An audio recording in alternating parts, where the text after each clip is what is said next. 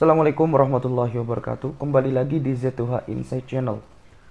Perkembangan dunia digital atau yang disebut dengan digitalisasi belakangan ini semakin berkembang dan tidak bisa dibendung lagi.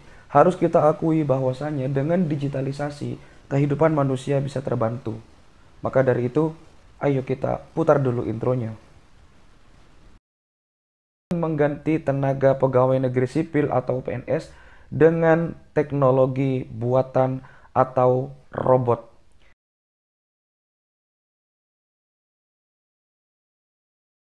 Bagaimana dampaknya ini? Apakah akan lebih bagus atau sebaliknya? Keberadaan artificial intelligence atau AI dalam kehidupan sehari-hari kita tentunya tidak bisa kita lepaskan. Karena dengan perkembangan dunia digitalisasi saat ini yang semakin marak, kita tidak bisa terlepas dan tidak bisa lari dari yang namanya AI ini. Seperti contoh, di smartphone kita semuanya menggunakan AI. Semuanya bisa kita akses, semuanya bisa kita pelajari dari nol bahkan. Permisalan, kita ingin membuka bagaimana caranya membuat atau merakit sebuah komputer dari nol sampai selesai. Kita bisa melihatnya di Google, kita bisa melihatnya di YouTube dengan ribuan bahkan jutaan tutorial yang tersedia saat ini. Semuanya bisa diakses kapanpun, dimanapun. Asalkan kita malas atau tidak malas. Ini saja persoalannya. Berbeda dengan zaman dulu, di mana kita membutuhkan pembimbing atau kita membutuhkan guru untuk merakit sebuah sesuatu. Namun, hal itu berbeda, sangat kontras dengan kondisi saat ini, di mana semua elemen masyarakat hampir mempunyai smartphone. Semuanya bisa diunduh, semuanya bisa di-upgrade, dan semuanya bisa dijadikan dalam satu genggaman tangan, yaitu smartphone yang ada di tangan kita.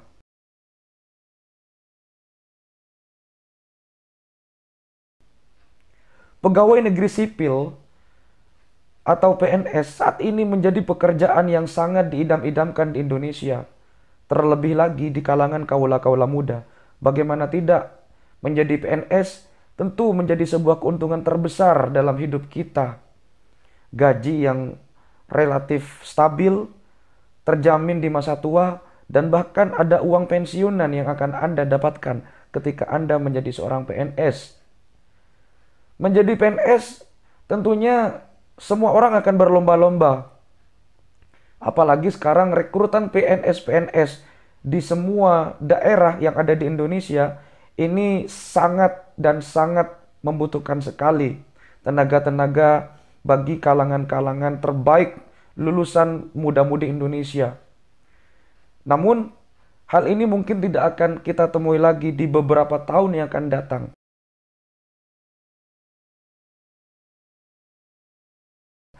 Karena pemerintahan Pak Jokowi akan menggantinya dengan tenaga robot. Pada dasarnya, tenaga robot akan menghapus semua kegiatan-kegiatan yang tidak bisa dilakukan oleh manusia. Permisalan, jika manusia malas-malasan, maka robot tidak akan bisa bermalas-malasan. Robot bisa diprogram sedemikian rupa untuk menggantikan posisi manusia. Robot tidak akan korupsi. Robot akan menghemat anggaran. Robot tidak akan bolos. Robot tidak akan bisa membeda-bedakan mana hal-hal yang seharusnya tidak bisa kita akses dan mana hal yang bisa kita akses.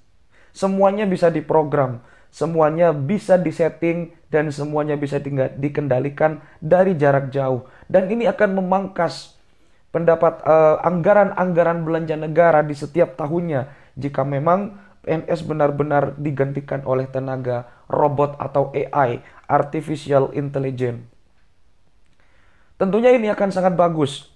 Permisalan, bagaimana ketika Anda atau misalkan kita semua melihat berita ketika hari raya Islam misalkan, ketika setelah itu mau masuk hari pertama dari libur panjang, banyak sekali PNS-PNS yang marak atau nongkrong di pinggir jalan, sehingga harus ditertibkan oleh beberapa petugas dari Satpol PP. Tentunya ini sangat mengenaskan, bukan? Seorang PNS, pegawai negeri sipil, yang sejatinya adalah abdi negara, harus berkelakuan seperti itu.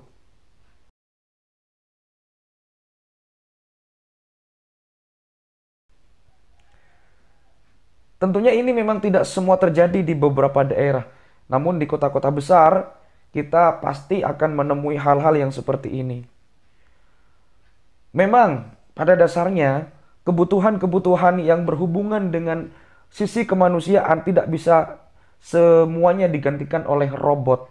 Robot tidak memiliki perasaan, robot tidak memiliki emosional layaknya manusia, dan robot tidak memiliki self of belonging ketika dia misalkan mengajar, ketika dia misalkan mendidik. Robot tidak bisa membuat semacam gebrakan seperti manusia. Karena sejatinya memang manusia ini mempunyai emosional yang tinggi terhadap sesama. Manusia adalah makhluk sosial dan tentu tidak semuanya bisa digantikan oleh robot. Namun, jika memang ini benar-benar terjadi di Indonesia, hal yang paling akan terasa adalah tingkat pengangguran yang kembali akan menjadi besar.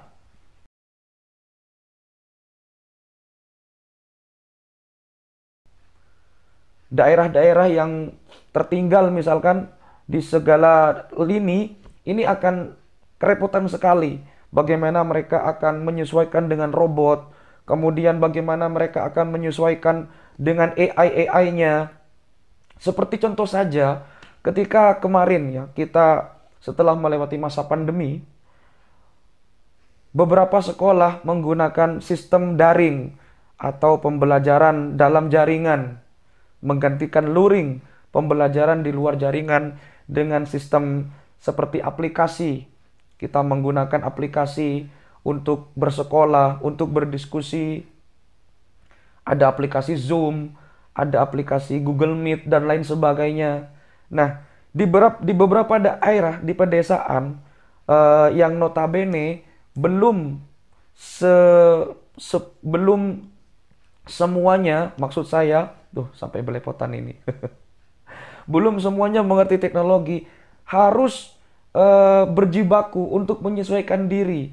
Bagaimana caranya menggunakan Zoom, bagaimana caranya menggunakan Google Meet, dan seterusnya yang berhubungan dengan teknologi saat ini. Tentunya ini akan berdampak lebih besar lagi ketika menggunakan tenaga robot. Bagaimana cara settingnya, bagaimana cara untuk melakukan aktivitas layaknya manusia, dan seterusnya. Di negara maju, kebutuhan robot memang sangat-sangat signifikan. Tentunya kita tahu bahwa beberapa tahun kemarin ada negara Arab Saudi yang melegalkan atau mengakui pertama kali dalam sejarah bahwasanya robot Sophia sudah menjadi negara atau warga Arab Saudi resmi. Dan ini adalah pertama kali dalam sejarah negara Arab Saudi mengakui keberadaan robot sebagai warga aslinya. Tentunya kita mengetahui bahwasanya robot Sophia ini sangat cerdas. Dan bahkan robot Sophia ini setiap harinya bisa mengupgrade dirinya cerdas layaknya manusia. Karena memang diprogram sedemikian rupa menggunakan AI atau Artificial Intelligence. Keberadaan pegawai negeri sipil di Indonesia sangat banyak dan setiap tahun anggaran pendapatan negara di beberapa daerah akan sangat memikirkan bagaimana gaji-gaji tiap bulannya dari PNS-PNS ini.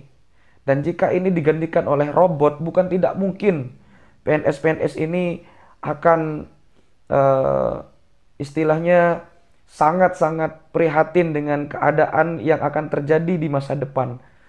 Jika PNS saja yang sudah terjamin oleh negara akan memikirkan nasibnya di masa depan, lantas bagaimana dengan yang non-PNS atau yang seperti honorer, yang tenaga harian lepas dan lain sebagainya?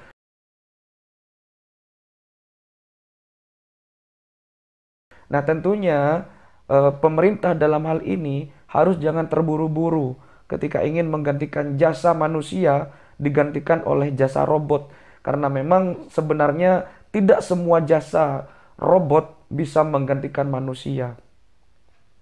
Dan memang kalau kita melihat dari pengumuman yang diberikan oleh Bapak Presiden Jokowi, tentunya tidak semua sektor PNS yang akan digantikan oleh tenaga robot. Permisalan hanya beberapa sektor saja semacam administrasi yang berhubungan dengan kepengurusan administrasi, surat menyurat dan seterusnya. Namun tidak halnya dengan seperti pendidikan, pengajaran, ini tidak bisa sepenuhnya digantikan oleh robot. Nah, tentunya kita bisa melihat beberapa tahun yang lalu atau 10 tahun yang lalu bagaimana keberadaan warnet sangat menjamur di masyarakat kita. Semuanya berlomba-lomba membuka warnet karena keuntungannya sangat besar, income-nya sangat besar.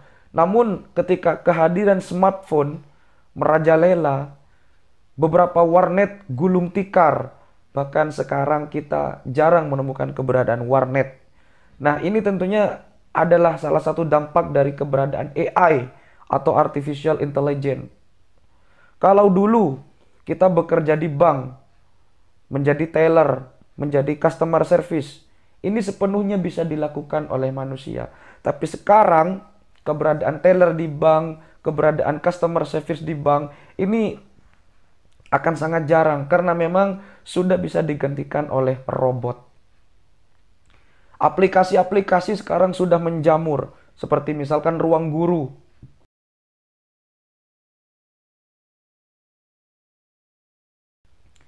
Nah, jika kita menonton film permisalan Transformer atau film-film yang berhubungan dengan AI, tentunya kalau melihat film tersebut, film fiksi ilmiah, bagaimana robot ini akan mengekspansi manusia pada masa depan, ini tentunya tidak harus terjadi kalau kita pandai-pandai untuk memanage dan sedini mungkin kita tidak usah ketergantungan dengan robot. Nah, ketika kita mengakses informasi, sebenarnya ini adalah robot yang bekerja. Google permisalan, ini adalah salah satu search engine yang saat ini sangat populer di dunia.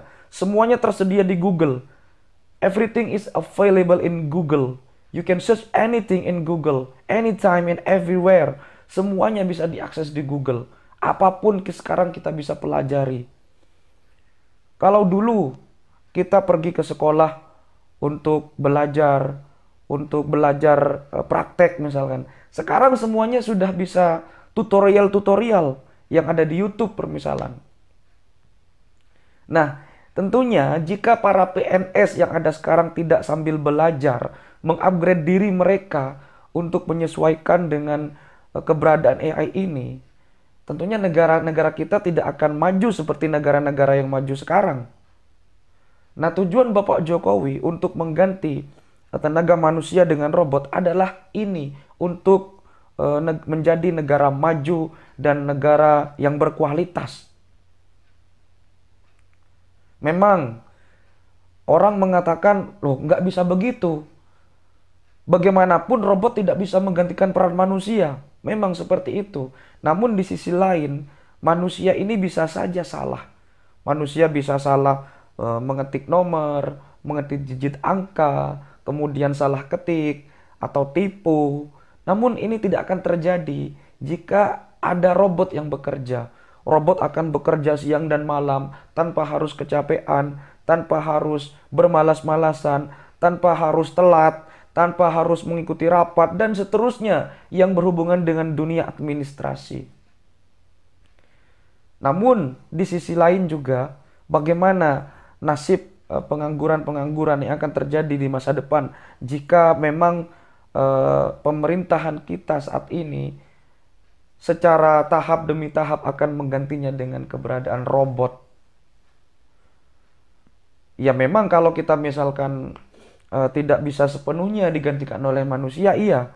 Seperti contoh ketika kita mengakses Google, ada beberapa link yang pada kita mengakses itu kita seolah-olah diyakinkan, are you a human? Apakah engkau memang benar-benar manusia? Misalkan kita harus mencocokkan beberapa gambar, ada puzzle, tolong cocokkan gambar yang menunjukkan kendaraan misalkan. Nah, kita harus memilih. Ini artinya Google sudah eh, Google sudah bersiap-siap. Apakah yang mengakses ini robot atau manusia? Nah, ini akan terjadi juga di dunia nyata.